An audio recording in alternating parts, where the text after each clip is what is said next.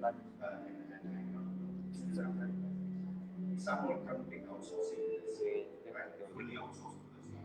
When I say fully, and some clients actually do this, end of the month, they answer our fees. Their employee total salary statutory amount in their numbers. Our job, everything will be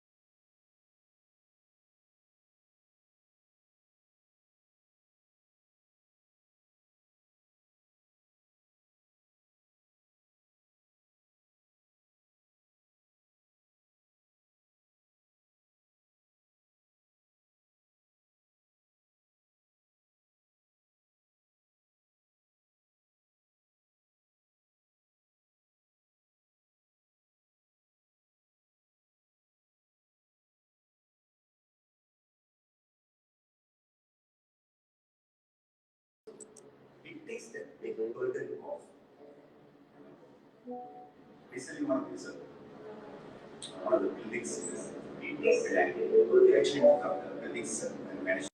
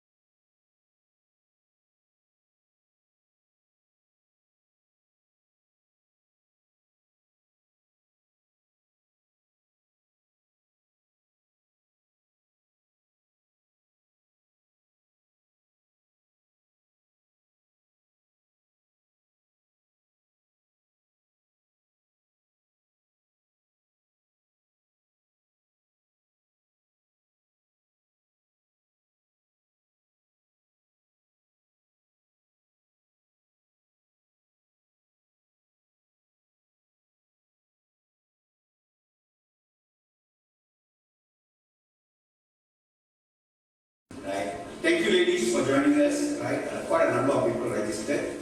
And I think also, as Marcus was telling you, a lot of them are from Penang as well, on the island, right? So we are surprised that ladies and all came turned up. And I guess some people might come in a bit late. That's normally not possible.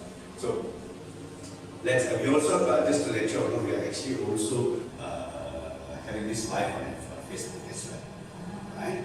So without any further ado, let me start.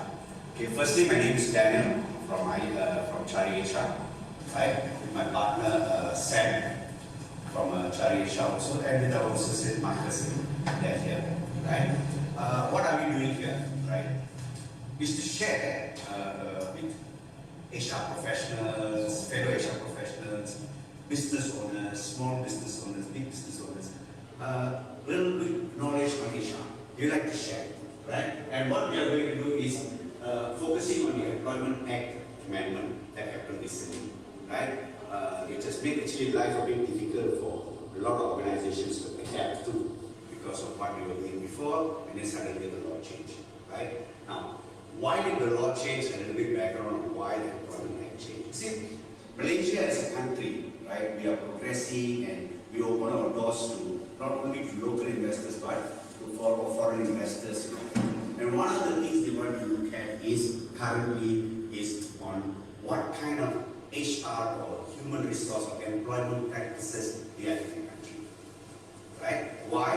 Because in countries like US, Europe and all that, what happens is that they have a responsibility on human rights and all that, right? That's why you see that electronic industry, they have RBA, Reliable Business Alignment, Reliable Business Associations of that.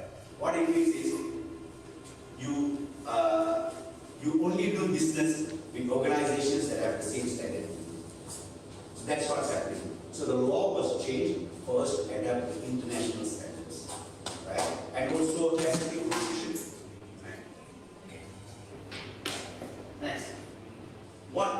The three areas that I will talk about today is one is contract employment, one is the amendment, and the employment challenges, right? You may wonder why I want to talk about contract employment, right? It's been around for so long, right? Contract of service, contract for service, right? What's the difference? Surprisingly, we see a lot of documents that we have come across, people still don't get it, when to use what, right? And I think there's a lot of ill advice being given in the sense of employment, right? Basically, contract of service means employer-employee. That means I'm of service to you, I'm of service to Christina, I'm the employee, you're my employer. There's a master-servant relationship. Okay, that's a contract of service. So it can be a part-time contract, it can be a permanent contract. Now the permanent employment contract, not so much of a problem now. This is going to be a bit of a challenge to manage part-time contract. Because prior to 2010, right, there was no any guideline or law to govern how you manage part-time employee. But now there is. Reason being, in the last 20 years, a lot of organizations have actually sort of like abused part-time workers. Right? They take people actually working full-time. For example, they come and work every day 5 hours, Monday to Saturday. Right? Every day 5 hours, Monday to Saturday. Right? But they don't get EPN, they don't have SOXO, anything. Right? So now the government stepped in 2010 and says, no, this doesn't work that anymore. That means any employee working more than 30% of the normal hours, between 30% to 70% of the normal hours, is considered a part-time. That means they are eligible for annual leave, they are eligible for public holiday, they are eligible for MC, all that. Right? This is because in Malaysia, the concept of part-time work is a lot nowadays. Everybody does part-time work.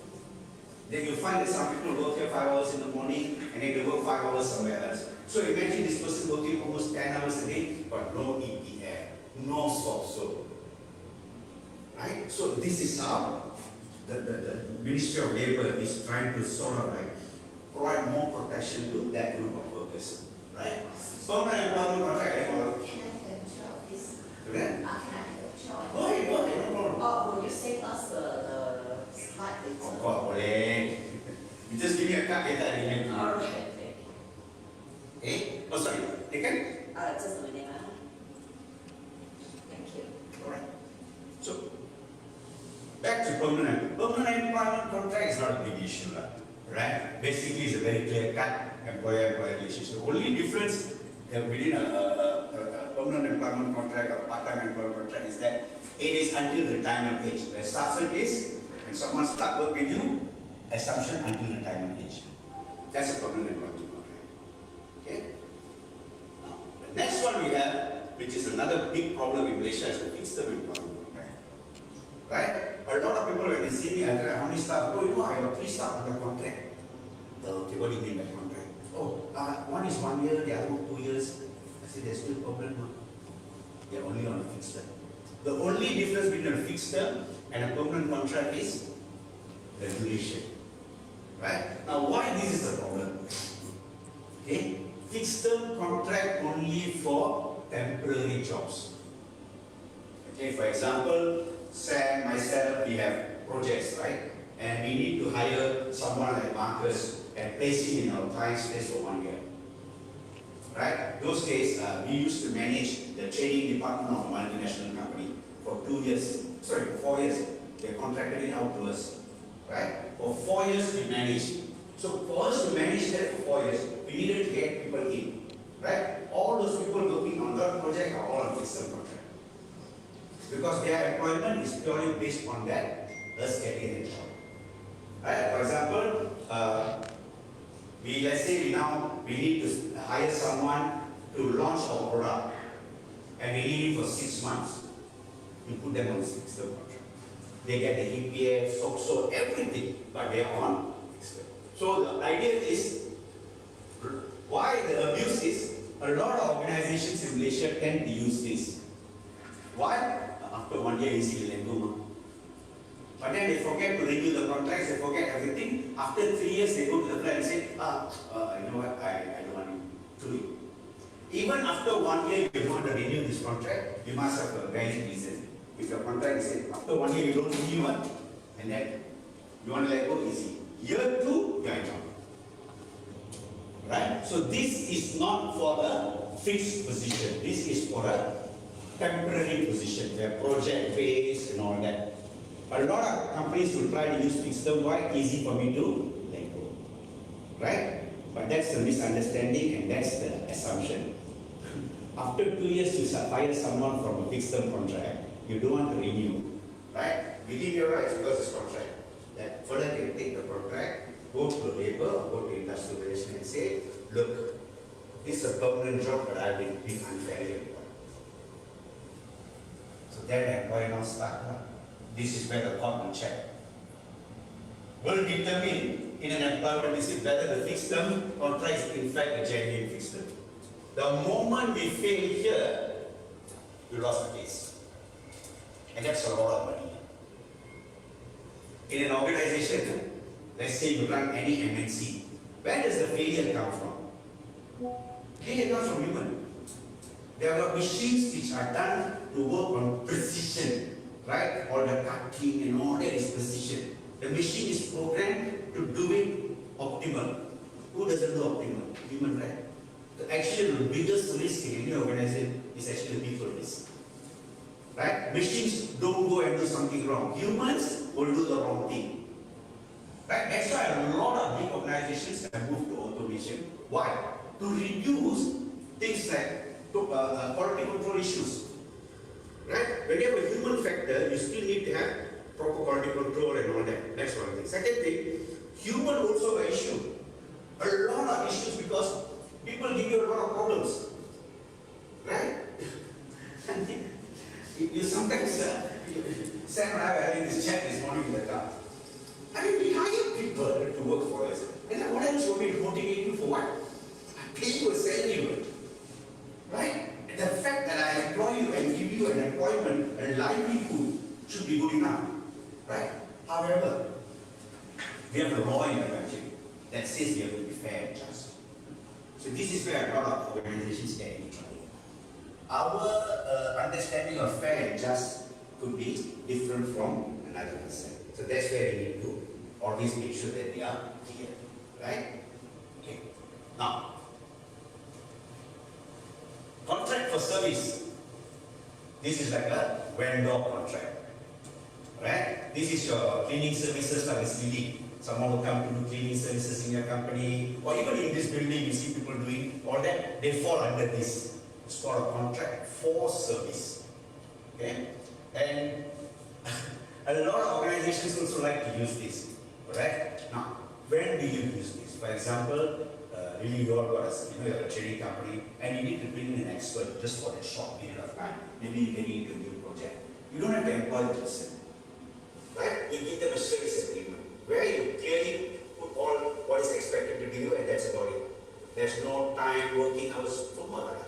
But what our Malaysian companies do is that they make a service agreement. You know what? This is a service agreement. Your salary, the moment you write salary in a service agreement, it becomes an employment contract already. Right? And then the best part, when the labor officer is telling them, no one, any employment contract, tada, ini contract, you tulis gaji. The worst part, give MC all. Put MC, employee all inside, but put service agreement. Right? And normally, even we use it, this kind of contracts, but for short terms. Because this is supposed to be for high level. You bring in high level experts. Yeah. This will, if you take someone in and pay them 1,000 ringgit a month, the fellow will make a complaint going trouble. The fellow say, what? You mean what? 1,000 ringgit job, you got to use service agreement. Give up, but I was contract. Right? No, but because you think you want to run away from everything, you are safe. So again, that's the misconception. Right? So why every day, just to share with you, since I'm talking now, my email I'm not looking at. Right? I get these questions every day. I'm hiring this, should I put on this contract or should I put on this every day? Right? And I don't mind doing it, you know why? We are done. Our job is actually managing risk for our clients. So if I guide them right on this, so I have lesser problems because they already got it right the first time. Okay? So this is very risky now. Okay? Fine. Just a relevant. When you talk about a service agreement, let's say you put someone on a service agreement, after working 1 year, he says, you stop him, and the fellow will report and say, I'm actually a permanent worker, but the company uses this contract. Right? So in that dispute, the only thing they will check is, what is the level of control the company have over the individual? Say, you tell them to come in 9 to 5 for 5 days. That's gone already. Right? You tell the fellow, you only got this number of days leave. Gone. Right? I give you allowance. Gone. I give you commission. Gone. The best, for example, now, let's say like Miss Lily, you want to hire somebody for sales and marketing, right? Now you don't want to be really burdened with that, the basic salary. You don't want to be burdened with that, statutory and all that, which is fair because revenue need to check. So in that sense, you can do like an agency deal with a person like this. It can be each time you close, you get this. Right? It's like more of an agency agreement rather than with an employment agreement. So your exposure is lesser and you put your commission scale higher. A lot of people like this contract nowadays because in the last 2-3 years, a lot of experts are highly talented people have been retrenched. Right? But then the new economy or the new norm has given everybody a new opportunity. A lot of experts don't want a full-time job anymore. The guys in their 40s, 30 plus, 2 years I work from home, I do this side job, I save income. Why should I go back to work? So there are a lot of these experts who want to work from key. They don't want to do anything for 6 months. Work 6 months, 2 months rest, and then come back to work again. Right? It's easier to hire that kind of highly talented people for short term. So I always advise use this to hire really top talent for a short period of time, and pay the money, get these guys. Okay? Right. So this is a little bit on contracts. Okay? Right. Anything before I go forward? Still anything? Okay. Now, earlier I gave you a background on why the law changed. Right? Malaysia as a country, we are a developing nation. Right? From third world, now we are developing. Right? And we are at a level where they are internationally recognized because we are one of the few countries in Asia, in fact, only country in Asia that has Employment Act. Southeast Asia. Singapore also does not have Employment Act. Singapore basically contract law. I hire, I fire. But now there are people, they got workers' comp and all that. Right? But Malaysia is one of, I would say, one of the only countries in Asia that has an employment law, industrial law, and enough to protect workers. We have the Factory and Machineries Act, Foreign Workers Act, Compensation Act. All this is to protect the well-being of workers in Malaysia. Right? We are one of the signatories of the International Labour Organization Treaty. Malaysia is one of the signatories. Our law very much, if you read it, you feel that it sounds British. We were a British colony, so we just adapted their law. And it was the best thing to do. Imagine, we are going to be a new country, that's our law. We don't even have proper government yet how to write a law. So the best thing to do, adapt. Right? And if you look at the law of the reading, it is meant for one purpose only. To give employment protection to the workers. That's why it started with 1,000, first it was 1,000 ringgit and below are under the law. Then went to 1,005. Then now we are probably going to go to 2,000 already. Now we are 2,000, right? And with this amendment, now 4,000. Why? 3 years ago, already said, studies have shown anybody earning 3,000 and below is under the poverty line already. If you're earning 3,000, you fall under the poverty line. So the law says, oh, no, inflation also high now, very simple. They raised the bar to 4,000. Because you go now, you ask people, what's your salary? You say 5,000, you don't get excited, man. Because no one really gets salary. It's the average salary. Right? Even you go to factories, a production worker, right? Not even Malaysian, probably can take home salary would be about 2 plus 2, 8. Up to even 3 depending on production. Yeah. So now even in Malaysia, they are saying 4,000 and below you are entitled for full time. Right? So first and foremost is the first schedule. Now everybody fall under the law. If the CEO is not the owner of the company, he also fall, that is protected by the Employment Act. Right? Just to share with you, the biggest compensation paid out by the industrial court in Malaysia was last year, 2 years back. 2.25 million to a CEO, wrongfully dismissed. Last time we hear, wow, top position, no fight, makin bungkus, just jalan quietly. They also can go sue the company, take the company to court. Menang 2.25, not civil court, industrial court. Right? Another one, before that the biggest was in Penang. In Penang. This lady was a country manager for a tour company. Wrongfully dismissed, 1.25 million. Should study this and go and You know? Thing is that she just raised one point that the company could not fight back. Any decent HR manager working there would have countered that point earlier already. Right? So you can see from the beginning, the management was ill-advised throughout the process.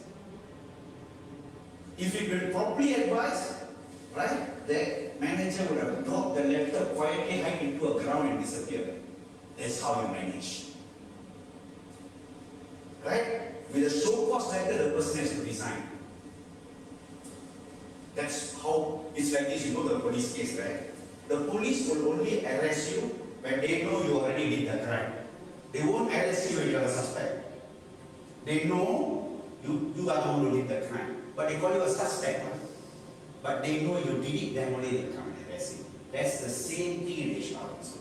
When you know something has gone wrong, you have the evidence, everything, then only you take disciplinary action. Okay, so here's like that.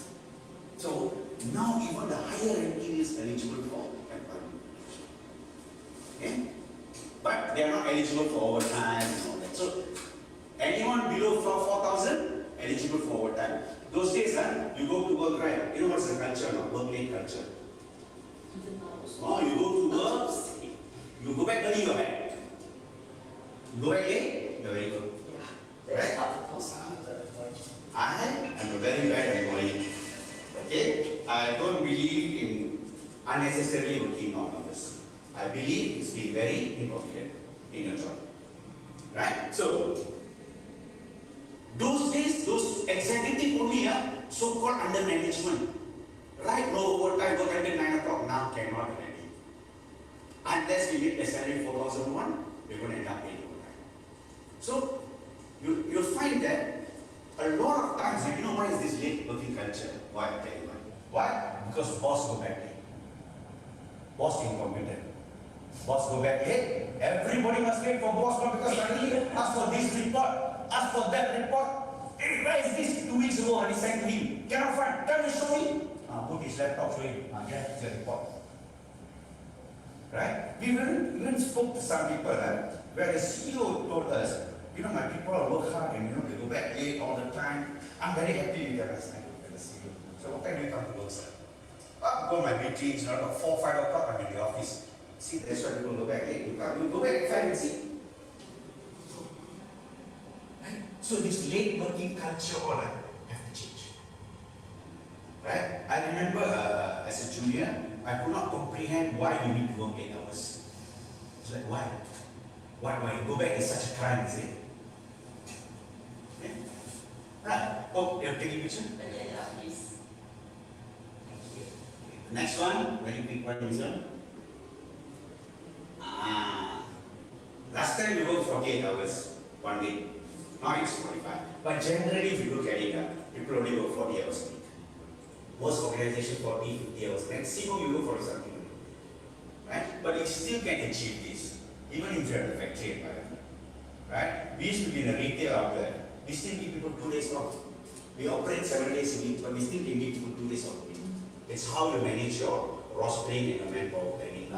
Okay? So, basically, this actually should not affect so much the ones where you have the 9 to 5 working hours, office environment. This affects the shift workers, like in hospitality industry, factory, F&B outlets, right? Retail service outlets, the supermarkets and all that. Yeah, they are badly hit by this. Because 3 hours extra in overtime automatically. How can they suddenly change the shift to 45 hours? Right? I mean, if you work in a 60 environment, 7.5, you can get. This is another important one, okay? Those days we realize really, Christine, people get MC means total sick day is given as 60. In that 60 days, 14 is given as outpatient, 46 days is for hospitalization, right? But in general, you work 60 days sick leave. Now the law has changed, but they remove a certain condition where it says aggregate. Now straight away, 14 plus 60 equals to 74 days in terms of sick leave a year. Last time 60, now 74. If the person worked for you for 2 years or more, you got 82 days. Recently we had a case for one of our clients, the employee had a stroke. Right? So we immediately covered, because she has been there for almost 5 years now. We covered this, she's been there for almost above 5 years already. So the first thing we covered was this 82 days. We ensured that we covered that first. Right? Fully paid until the 82 days. And then we put them on prolong. But recently we had medically brought up because recovery cannot do. Why? Because cannot do the job that they were actually supposed to be doing. Right? So this is the thing. So employee got 82 days. For example, let's say the employee finished his 14 days. Right? Finished already. No more. Now I go to hospital, instead of taking 1 day MC, I go to GH, I get 6 days MC. Automatically will fall under hospitalization. Always remember, GH give you or hospital give you MC, beyond 5 days is considered hospitalization. That means you need to recover at home. Always remember that.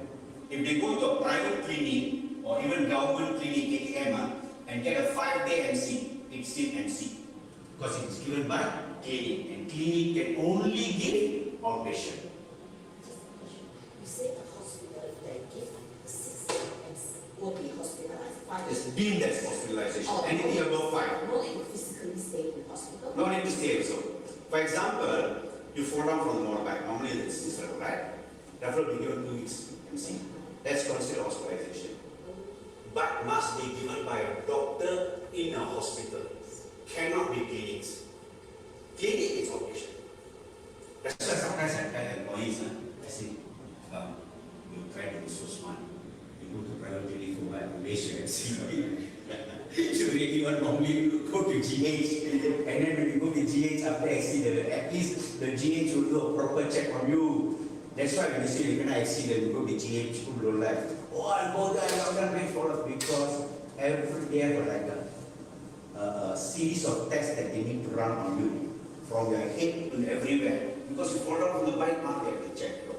So is there any broken things, everything. And your medical report will be this thing, GH. You go to private, you pay so much money, but your medical report maybe 3 pages only. You go to government, you pay 5 ringgit, but your medical report is much. So you need to see the moment the government doctor, any doctor in a hospital, private or government, issues an MC beyond 5 days, it's hospitalization. Right? So must always bear that in mind. Because must understand, hospital also won't hold you. Private will hold you, man. Government will say, okay, repair anything, but they don't unless touch for right? So that's very important. You always take note of that. Because the hospital doctor will not write hospitalization leave, you won't write. He'll say, tidak sihat, not fit for work, for how long? They will never write hospitalization because in their record there's no such thing as hospitalization leave. It's sick leave. Right. This is the I mentioned about service agreement is now gig workers. These are short-term workers. They do 3 months, 6 months. Right? For example, we need certain guys to do certain things in our system. We can employ them. We don't employ them full time. We'll probably take them short-term for 3 months. Sam runs a lot of events. Right? But events also we don't need permanent workers. So we have gig workers working for us. Right? So this is very important. Why they came up with a law is because, again, abuse. Right? Malaysia, we take intern. Have you been an intern before, Christine? Have you been an intern before? Right? How much did they pay you? 0 or 500? There you go. 500. Right? And some company actually can do their manpower planning. And I almost jumped out of my seat. And then for this part, I will take a few interns. Hello. Your manpower planning, you including intern. Right? That's why this came about. Right? There was a hotel here, cannot say names, training, internship, coming for on-the-job training, right? Actually, the training collapsed. Working 3 shifts. Asked to work overtime. Right? Cannot, people come for training, right? So, now let's say there's a dispute, right? And you hire an intern. You know what the labor officer will ask you? Show me an internship training plan. Tak ada, apa saya lebih intern? It's okay, right? Apa yang bayar? I've seen this happen, the way you wasted. Apa yang bayar? That's okay. So what happens is that, number one, you go back and say, for 6 months. You go back to the 6 months, you pay the minimum salary of 2,000. So now say backdated, let's say you only got 500, now you have to pay back 1,005 times 6. Number one. Statutory, you need to pay for 6 months. Right? All that you need to pay back. Pay to the worker. Yeah, because you know what the return is going to start. So that's how powerful this law is. Even 20 years ago. Yes. 7 years period, you still can come back and change. Wow. We had a case long time ago. This chain of clinics employed us to do their own setup, their HR startup. That means they were operating for a few years, but they never had proper HR staff in it. So they engaged us to sort of streamline everything. So one of the things when we did that was the whole time formula that we were writing on the handbook shows according to that. So luckily the business owner came to me and said, hey, this is not how people work, this is how we do it. I said, this is ridiculous.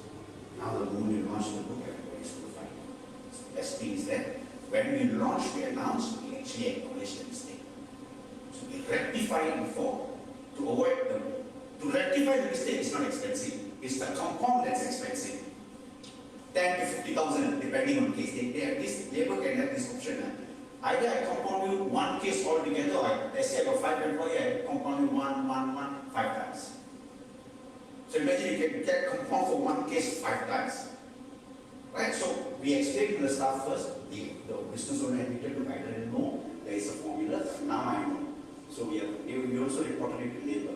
They told us, go find out all these people who work with you have done this, pay back everybody.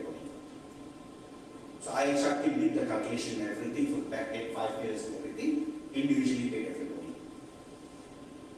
All the consequences is each employee, we have about 12 or 13 employees from the last time. So 13 times 10. That's the option labor has. Or just to vacuum one time 50,000. Right? But to compensate back everybody, it costs the business owner about 15,000 rupees. It's not a lot, whole time is not that much. Right? So it didn't cost him that much 5 years. 15,000 negligible. Rather than getting that 100 or 1,000 per pound. Okay, so this is very important. Okay. Okay. Now maternity leave. 98 days. Right? So that doesn't mean that we are going to stop employing female workers. Right? It is in a way, if you ask me, right? If you've been working long enough, it makes sense, right? Because nobody after 60 days comes back ready to go, oh, I'm ready. No. Nobody. People, because we don't know after that 60 days what kind of delivery they went through, what kind of baby taking care arrangement they have made. People go through a big change in their life, right? And big 98 is actually not a wrong period. Because at this current depends on the employee's position. If it's someone taking care of a cafe like this, they are running in this, no way she can come back. Right? But if someone working in office environment, after 70 days, boss can come back to work. Because I'll be getting it from the house, I can't do it anymore. But 98 days. Right? So how again, for example, careful you have to go. Do we employ people who are pregnant? Will you ask people in the interview, are you pregnant or anything like that? They say you're not supposed to ask. It's wrong to ask. You have every right to ask as an employer. Because you're going to join my company, I need to make sure you're healthy. Right? So there are cases where people, there's a form that says, in the form, are you pregnant? If yes, how many months? Because it's my choice whether I want to hire you or not. Right? But the moment you say no, you come to work, after 2 weeks, I am 3 weeks pregnant. After 2 weeks, you join me in 3 weeks pregnant. I just found out, wow.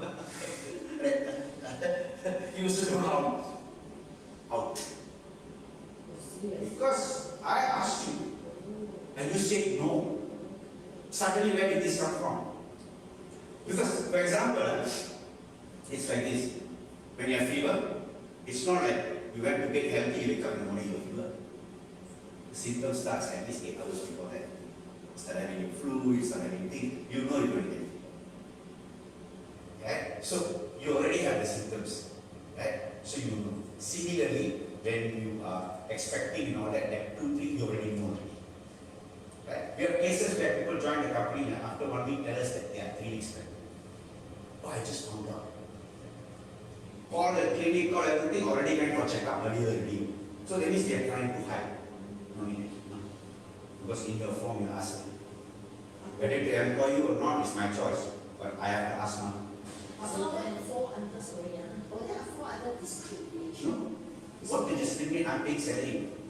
If I take you in, imagine Christine, who's been working with me 3 years, right? You come in first week, 2 days and leave. Why I'm pregnant?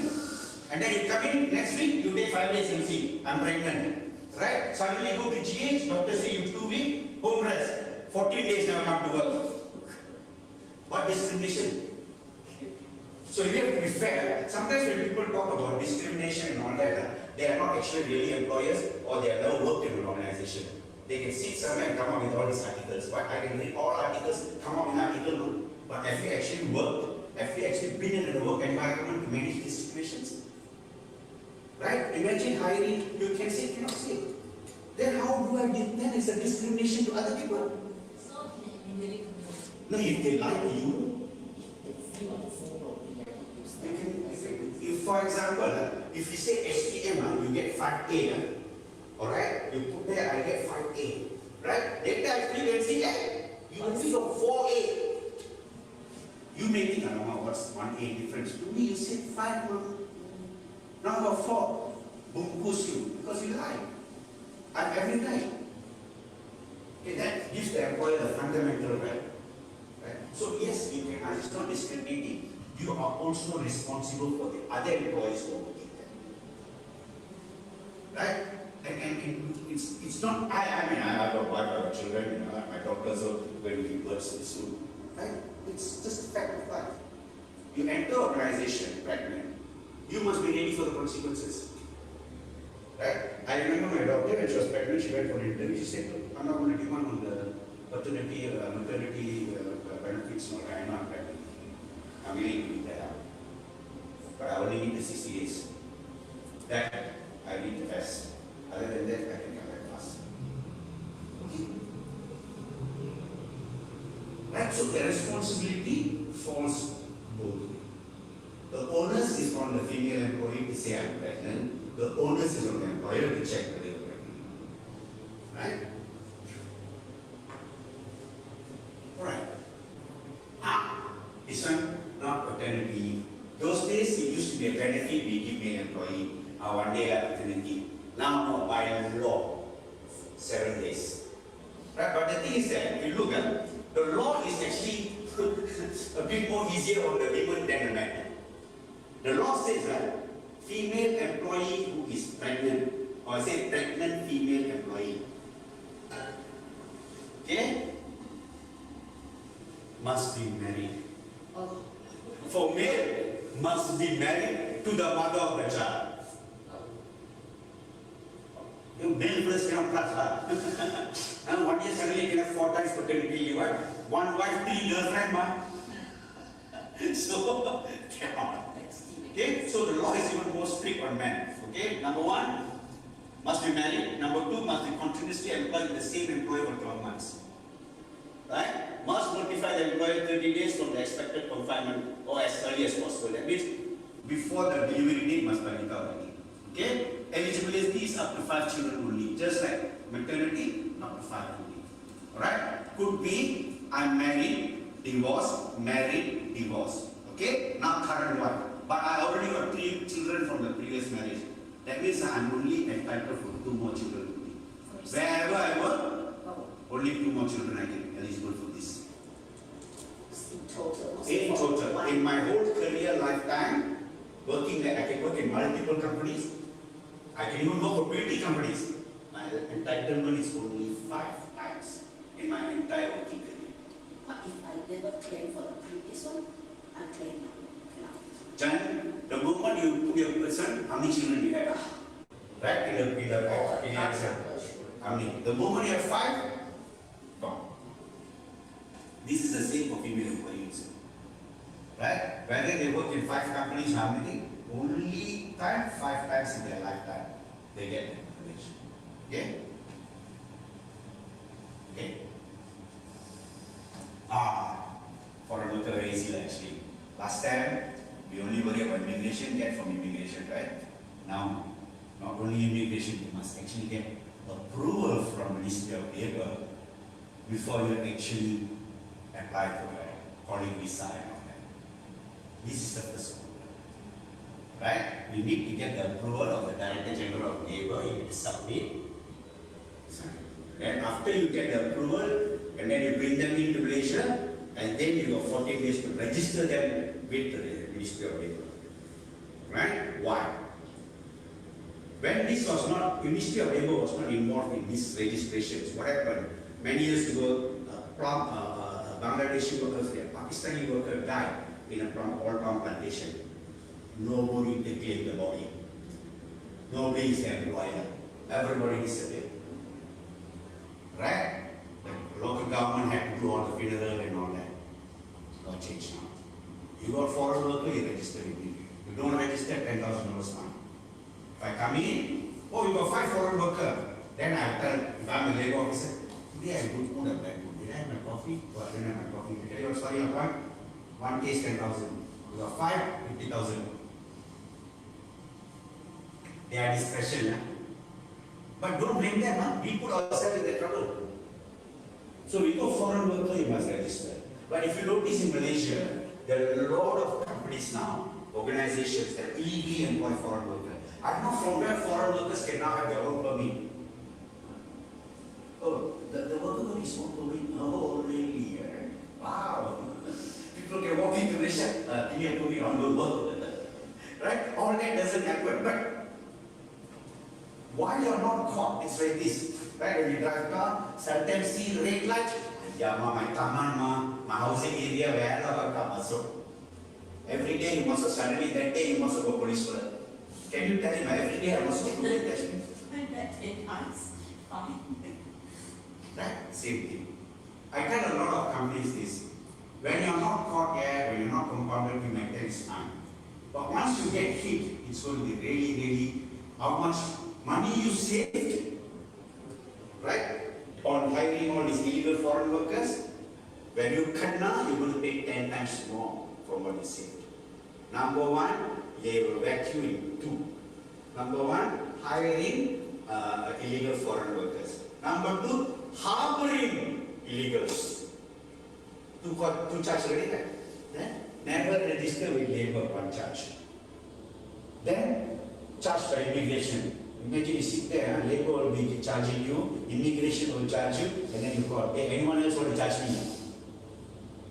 Whatever little money you save here, you're going to pay 10 times more through lawyer, through fines. Labor. Director General of Labor. Okay, JTK. So even when you get a worker, you must come immediately register back with them. Right? Okay. Moving forward now, this is some things we just put up here. Right? These are just a little of the law. Okay, this is the last one. Right? FWA. Flexible work arrangement. Right? Now, in the last 2-3 years, right? With NCO and all that, suddenly all of us have this working from home and all that. Where people like me and Sam, we have been doing it long before the NCO. We have been working from home. In fact, our work environment has been from home. Right? Our office in Aisha and KL, our main office, during NCO, all of our team members were out at home and working from home. And we have been practicing that culture a long time. When our employees, let's say those days, our staff, as female staff get pregnant, we actually, during the early part of pregnancy, they actually stay at home and go from home. We allow that. Right? But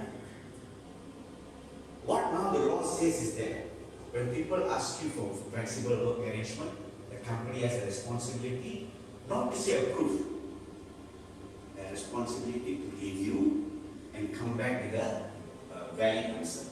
Right? For example, if they say tomorrow your company driver say, I want to work from home, cannot, right? Like a hotel cook say, today I want to work from home. Yeah, you cook and then I send back and then pick up. Right? So, must know the nature of the job. Right? You see, in Malaysia, if you ask me, an employer is actually very good. 90% of our employees are very good. We have been flexible. We have been already practicing flexibility for a long time. And I know a lot of my clients actually they practice. I have clients, now I've been out for a long time. Some of the people at the fall sick, especially ladies get pregnant. After I think even the 7 or 8 months when you come to office early, I'm still from home. They're like, hey, we're going to come here, go back. Manager, I just need your brain, so we stay at home enough and set a break over. You know? So this is a right to the employee, but doesn't mean the employer must give.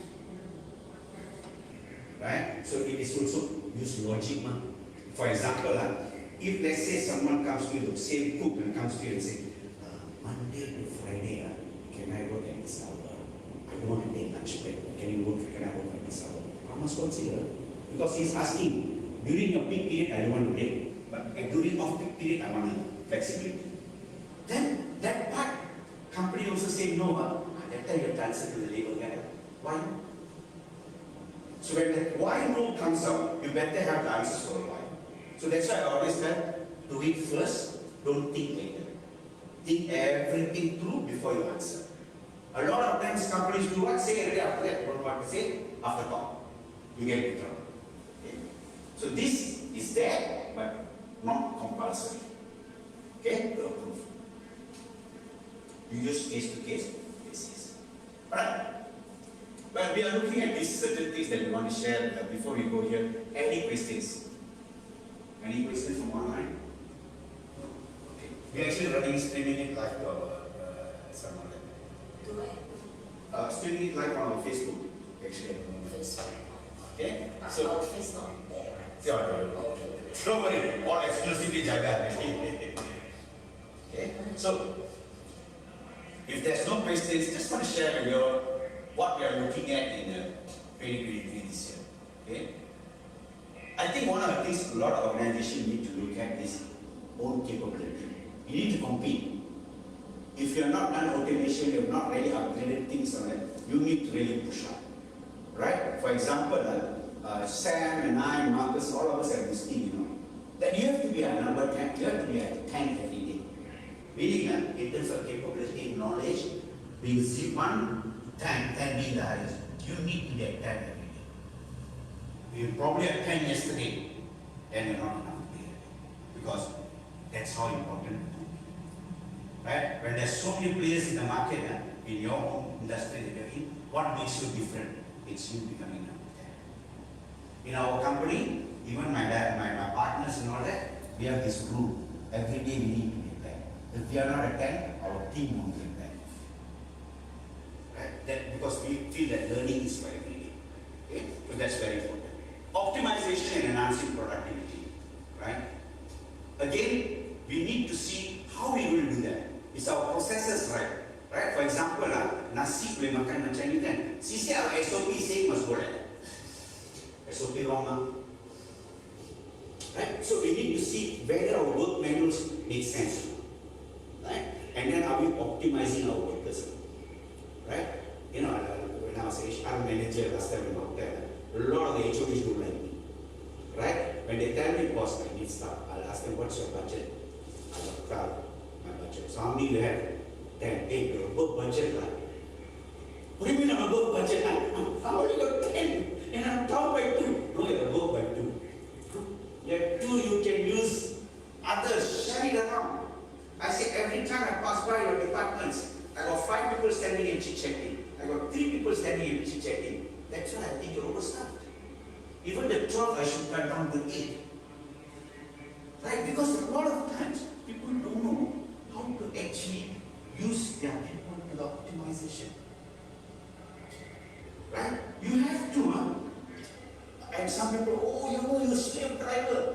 Sorry, I pay you this much. I make sure I squeeze that much out from you. Right? It's my investment. Right? As an employer, it's my right. But then to squeeze you, I also have to upskill you and reskill you. Right? If I don't reskill you, like for example, just guess what age I went and improved myself on Microsoft Word and all that. Just guess. I'm 57 now. What age do you think I went and learned that? The age of 40. Yeah. Before that, very pampered life. Everybody else do for you. Suddenly I joined this company, which I'm a partner now. The boss there said, no, you be a sack. Go learn. And he said to me, and I was very shy. First day, you know what? All the first people there, 18, 19, 20, can call me uncle in the class. Even the lecturer, like young boy like the flirt. Right? But what to do? I ran 1 week. But today I'm happy. Right? So that's so important because the only thing that was keeping me from reaching the next level in my work was that IT skills. Right? That's all I needed to be to the next level. Right? So another one is automation, digitization, outsourcing. Why? Sometimes it doesn't make sense to do all these things. It boils down your time. Right? You got better things to do actually. To run the business. Like you're going to set up a business. Imagine you're setting up business, but then you're thinking, well, I need to pay receipt here. I need to do this. Only like accounting system. Right? Or outsource your accounts to someone. Right? Because you're not the expert. Right? Like when you're not the expert, like the expert do it. Would you believe we are outsourcing? We also outsource. Some things we are not the expert, we outsource. We also got industrial relation lawyers that partner with us. Right? And when we certain things we don't know, we actually give it to them. Hey, what do you think of this? Right? Because they are the expert. Right? So we always must remember, it's not about getting outsourcing it, no, it's about, how should I say, you focusing or business owners focusing on the core business. Because that's where your problems are, not these kind of things. It's all a routine job that holds you back. Right? I was sharing with you, you want to know 5 people payroll also, right? Like, stress your day out. Right? And it's okay, meeting is easy, right? No. But the thing is that 5 people also got 5 drama every month. Right? This will come to you, hey, by the way, I'm like that. Hello, everyone, like, for example, the classic issue I used to face with HR manager is late submission of OT forms. Cut-off date is 20th, right? OT forms will come in on 23rd, this and all that. So, general instruction, anything that comes after the 20th is for the following month. So, when salary comes out, right? Like clinic Raja, I have like 10, 15 plus are coming to the HR department to ask, how come my OT hours so slow, so little? I work so much, right? So, you know what I did? I actually came out with a memo to say, this month, OT claims for this department were only up to this date because the OT forms were not submitted by this person, this all submitted. After that, nobody come to the HR office much about overtime. Their own bosses were getting headaches. Everybody started shouting, going after the bosses. They asked me to do overtime, you never submit the form. Then they said, no, I just went to the HR department. HR manager showing me when did this form come in. Right? So why not fight? Very simple. I follow the law. Right? So imagine doing this on your own. Oh, sorry, I forgot the form. The moment you want to calculate this first overtime, then everybody's salary is delayed. Because you're stuck on one further. Right? So this is all very important. Even like we do, we have cut-off dates on this. Let's say we agree with the client, cut-off date 25th. Maximum we will allow you is 26 only. Because the moment I allow you to be late, then what happens is that your salary report will be late and it's going to affect my other clients or something. I'm stuck on you. So if everybody delays me, I'm finished now. So we are very strict. We'll say this, there's no compromise on this. If I say 25, maybe 26 morning I'll still pay. If not, I'll process it. Right? Some things to share with you what we do. This is just a big part. What is actually what we do, Chari HR? Apart from the system, IHR, Chari HR, our main job, we actually HR risk managers. Right? And the risk starts from employment. As I showed you the contracts, right? People don't write a contract properly, that's already a risk. You put yourself in risk, starting itself. Okay? And all the problems there. So what we do for our clients is, when their clients, we actually look at, redraft their letters for them. Say this doesn't work for this, you need to do this thing, this. So we put them the right thing, so at least it starts off, well, cover the risk from day one. Okay? The other risk to a lot of organizations, if you go to IR court, in terms of labor dispute going on like IR court, probation. Probation issue is one of the biggest issues. Why? People start work, their employment contracts over. During this probation period, both parties can terminate this contract by giving each other 24-hour notice. Boom! Champion punya applause, man. Right? You go to labor court, you go to industrial court, you can't hide behind the clause. That clause is thrown out. It's not even recognized in the labor court. That bakai. Why? Very simple. Even with 1 week notice, there must be just and fair. Always remember in HR, just and fair. This must be there. Even probationer, you know what happens a lot of times in organizations. Follow start work, let's say 1st January, right? Probation 3 months. 31st March is the end. You know when they will check his performance, right? If you are not in operations, normally you know what I get. Towards the last week of the 3rd month, HOD will work. Sir, I think this guy cannot confirm us, sir. Guess what happened to the HOD who used to be the last time when I was HR manager?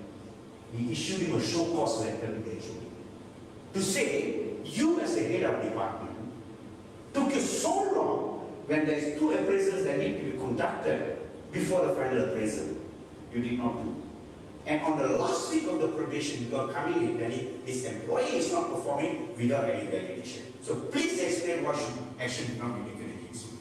Buta manager cannot. When that manager cannot a show cause letter, all the other managers shaking. Why? Suddenly everybody will be saying, stop. Can you just check dates? Where is the probation due? Where is the next? Suddenly everybody, all the appraisal from coming back very fast. Why? Managers sit, A lot of times I explained also, people on line management, the department managers, will be dreaming for 3 months, never do appraisal, never check on the employee's performance, suddenly ask the supervisor, hey, how are you performing? Hello boss, hello boss. Go to HR, cannot use it, cannot perform. Wow, so easy, man. So that's why it cannot. And all these people don't know, their mistake is costing the company money. Right? Because for a probationer, the compensation can be anything from 6 to 12 months salary. Why in the probation they say they can't perform your next month? Can extend. Anything can be done. Must be just and fair. Right? For example, when in fact Lily did not perform your job, right? When Lily turned around and asked me, what do you mean? Then I must be able to prove, Lily, they're supposed to do this. However, you achieve only this is the gap. I must be able to say that. But if I can't say that, I might as well take my checkbook, cut you a 12-month salary, give it to you and ask you to go. Because what? If I go after you, I'm going to make a rich with 12-month salary. Or I can take vacation for a while. Right? Because a lot of them fail at the probation. Thinking it's easy to fire them. Right? They don't do the performance review. They don't do anything. Come 3rd month, no good. You extend, okay. You don't extend, you terminate, the floor can go claim. And if there's like, it's called wrongful dismissal. I thought probation agency are like a trial. In the law, okay, a lot of these are all assumptions. There's no such thing. The law only says employee. The law doesn't say probation employee. The law very clear, employee. Probation is something started by companies and it's an industry practice. Right? The law, there's no probation inside. Straightforward. So, just like we treat a full-time employee, we have to treat a probationer.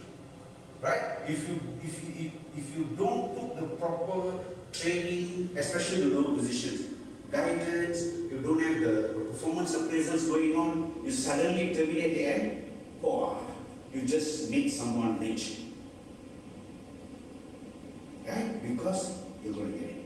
And worse still, if you cannot separate the IR department, you have to go to court, matching 12 months salary plus your lawyer fee 50,000. Whether you win or lose, you have to pay 50,000 to your lawyer. Right? If that's the person's salary is, let's say, 2,000 or 24,000, 74,000 ringgit just because your manager did not do appraisal. Right? And I asked this into a major company once in a boardroom meeting. Right? I asked the HOD, you willing to pay this? No, since you are so gung-ho to fire, can I handle this from your salary? Can you have your word? No, you indemnify the company. This is company don't pay anything. So the guy's salary is 3,000. I can't get any ritual about one salary. So I can't get ready to retire. So okay, since you are saying, go ahead, I don't want this person, come, now. You agree? Actually, see that $84,000 is scared me there. Why? I have to pay that. Yeah. Because you ain't done more. That's the thing, a lot of people condemn for probation management. Okay? The other one is transfer and secondment. Some company have this policy, train, transfer, terminate. I train you, you don't work, I mean, okay, cannot, I transfer you. Transfer so you don't improve, I terminate you. Wow, I go to this company, tell them, our company's policy very simple. Train, terminate, train, transfer, terminate. I said, wow, very good. So how much have you paid in court so far? Why? You only transfer genuine transfer. Right? You transfer me, I do not terminate me, I will go for the transfer and then I will resign and say constructive dismissal. Why? The transfer was with bad intention. For example, you can transfer employee A as a sales manager from branch A to branch B as sales manager or even regional manager. But you cannot transfer him from sales manager to admin manager. You do that, it's called mala fide or with bad intention. So the transfer, it is also a lot of companies think it's within my right. Yes, it's within your right. But the moment the employee can prove that there is bad intention in this transfer, you see how. Especially after working for you 5 years, 24 months, plus 5 months, 31 months, 29 months, right? Lawyer fee another 50,000. Right? So, just for transfer, okay? So these are things we always manage the risk. When someone sends me an email, hey Daniel, how are you? We would like to transfer this employee to this place and all that. Kindly take a team to prepare the document. Guess what? They'll get a reply from me with 10 questions. It's my way of explaining to our client. Okay, this. So when they look at the question, it gives them a realization. Oh, I can look into this. So the risk mitigated even before the letter is written. A lot of times when the issue comes to us and it's already issue already, I can only help the risk over. But our side, we do it even before it starts. Okay? Then, the other area, performance management. I'll get calls like, telling you, got this guy working for me 1 year. He's not performing. So I think it's time to let him go. Doesn't work that way. For example, if let's say I hired Marcus. Marcus is a marketing guy, right? He's got an IT background. But however, he's just at the executive level. But he's applying for a job with me for a senior exec. Right? I hire him. But I tell him these are the expectations of the job and all that. Right? These are the things. Now Marcus comes in, I need to give him time because I know he was an executive before. He was not a senior executive yet. I need to give him time. But in my interview, I need to make sure what he knows, what he doesn't know. I need to identify the gap. Right? Because you know what? Then only I will be able to manage his performance. Right? So then I come in, then I get it. But let's say in between I fire him. He can prove in court that I didn't teach properly, I didn't show guidance, and I'm just wrongfully terminated. He can be. But let's say now flip the role. I hire a manager, sales manager, right? Come in, and 6 months not performing his job, I don't confirm, I terminate him. But if he goes to labor, my chance of winning is higher. Why? You sales manager. You need to train you. I train you already 10,000. What training are you talking about? You're supposed to come and start selling already. It's like, in football, you go and buy Lionel Messi, the best player in the world now, and then he asks you, you give me 6 months, I just need to learn how to quality ball. I'm paying you 20 million a year. Right? So in law, it looks like this. You have to know what you want. That means, as a manager, you're earning this salary, you have to know your job or you ought to know your job. If not, don't apply for the job. Right? So that part, rank and file you need to manage. Okay, what we do for our clients, we guide them through the process. Make sure they don't go and put themselves at risk. Right? Discipline management. This one, For example, this is where people are so very difficult. Right? Normally, this is like the HODs will not report to you things until the thing escalates. They'll come to you after a long time, they will always come to you late. They never come to you in the beginning. Right? Discipline management, a lot of times, it's the line management that does not have the HR part. Right? For example, HODs don't take immediate action. For example, let me ask you a question. If somebody sent me a message this morning and say, "Hi boss, not feeling well on MC today," and let's say the message was sent at 7 o'clock. This person starts work at 9 o'clock, right? And they send at 7. What would you answer? How would you respond to that WhatsApp? "Boss, not feeling well on MC." How would you respond to that?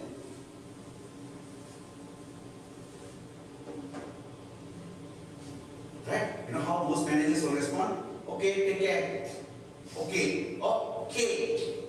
"Okay, what do you okay?" "Okay." "Oh." I was working at 9 o'clock. Sending you a message at 7 o'clock, saying not well at MC. That means have you seen the doctor at 6:30, right? Office said this after at 5:30. So you know normally my message will go, "Have you seen the doctor?" Answer come back, "No." "Oh, then you don't give me, is it? How can you, how are you on MC when you're not even seeing the doctor?"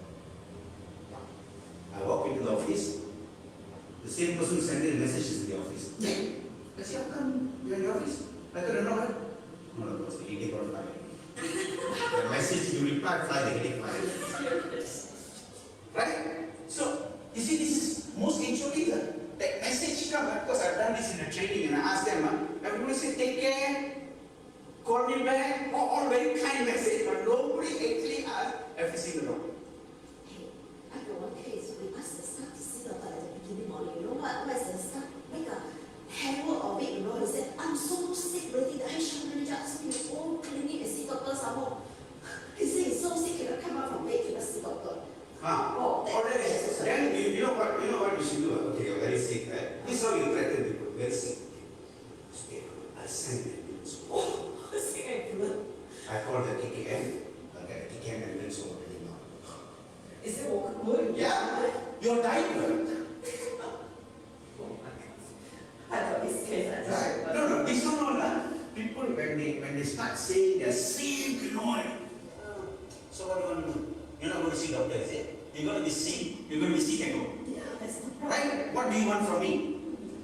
You see doctor is a common thing. It's a common thing, right? Don't see now, go see later, right? Or simple, send me your location now. If I can demand for your location, you're not at work. I want your location. Send me your location now. Now. I don't know already where you sit. You know, when they say whether I cannot see doctor, that means they are not near a place as a clinic. They are not even at their home. Probably already in Langkawi. Oh, okay, holiday. Right? Which you don't know, and they will do all this nonsense. So there's no two ways about it. Just like I cannot simply take action against you, you also simply cannot decide. You have no right to decide that. You're sick, go see your doctor. Unless you're bedridden, you're dying, different. You can call me and scold me, mom, you're not dying. Right? Unless you fall down, you break your leg, you know, you lie down, you cannot go to clinic, even then ambulance will come and pick you up. So there's no way that can be accepted. Next time they say like that, hey, which planet are you from? Are you really in the same universe as we are? Right? You must understand, a lot of people have got their own logic. And sometimes they'll come to you and talk with you that logic. Don't waste time. Don't. Just show the law. Just look at this. Okay, guys. Because a lot of people, they've got their own sense of logic. Oh, I work well. You know, I work so hard. What is your hard? But you still never complain. If you really work hard, you completed your work, right? Okay? So, discipline management, very important. It has to be trimmed from the beginning. Do not let people give you reasons to accept. One of the issues that becomes a big problem in Malaysia is lateness. Betul kan? Lateness is a big problem. people will say 5 minutes late, okay, ma'am. Every day 5 minutes late, 5 minutes late. I am boss, 5 minutes also cannot. There was a company in Johor, one asked me this, I started my company so many years ago, and these people who work for me have been working for me from the beginning. My biggest problem is punctuality. Sometimes we are waiting to pass on the signboard, all the workers don't arrive. Clean all arrive, ready worker don't arrive. And then because of that, it costs money. So you are starting, how can I solve this problem? I say very simple, when do you pay salary? Every month before 30th, I pay already. This month don't pay on 30th. Hold the salary. Right? Day 1 they come to you and ask you for the salary. Day 2, yeah. So he did it. On 29, he didn't pay salary as usual. On the first, 1% come. Boss. Gaji come also. Okay. First day, second day, third day, panic video. All long face, come to work, I want to fight with you. So they ask. They come into the office, they ask me, why is salary late? Hey, you all every day come late. Even today you all are late. Ini hari pun apa? Suppose to come at 8 o'clock, right? Kau bawa yang lagi? 12. You can come ready so late, but I cannot pay late. I said, go move, I cannot touch your pillow. I go move. Wait until 7, 6 hari bulan sampai. And he paid the salary on 5th, midnight he transferred. One of them came to him and said, oh, saya kena bayar di rumah di Afrika. Rumah you kan? Kereta you kan? Mana saya kena tolong. Saya pun kena bayar customer. Saya pun kena bayar beli. Saya pun kena bayar itu, saya tunggu kan? You tunggulah. Following month, no more lateness. Why? It works both ways. No point giving money. No point showing me. Right? No point. You have to write that. I pay you on the 7th. Right? I can even stretch it at 6:45 in the morning on the 7th. I transfer the salary. What can you do? Oh, lunchtime. Lunchtime. Should I? Oh, 6 o'clock. You were still within 7 months. 7 hari bulan saja. The law didn't say 7 hari bulan pagi after transfer. No. Law said 7 hari bulan. So could be also 11:55 p.m. on the 7th. I transfer. So the employee did that. Right? On the 6th midnight, he transferred salary. Okay? So, very good. So it's how you manage. No point fighting, shouting or no. Use the law. Okay? Then last, employment termination. Okay, this one on a month, I don't know, quite a lot we receive. Right? Employment termination. Right? So, there are many ways of termination. Right? During the MCO, during the 2-3 years, maybe from retrenchment to mutual separation to voluntary separation, name it, we have to do it. Right? And touch wood lah, touch wood lah. So far no repercussion, because everything will follow to the dot, to the law. Calling the JTK, constantly checking, making sure everything is right. Is there any changes? One. Is still in the law? Is there? Okay, go ahead. Okay, every week working with JTK. Why don't fight them? Ask their advice. The law doesn't disagree against you. The law doesn't say you have to keep your people. You cannot allow your people to retrench, but use a valid reason. So we have to do all that. Right? Now, some people are thinking termination is easy. I can just terminate like that, I don't want to know. There's a process to it. Life last in, first out, all the policies there. Compensation, like for those who are below 4,000 salary, they're eligible for retrenchment benefit. Those who are above 4,000, no. So we need to look at that.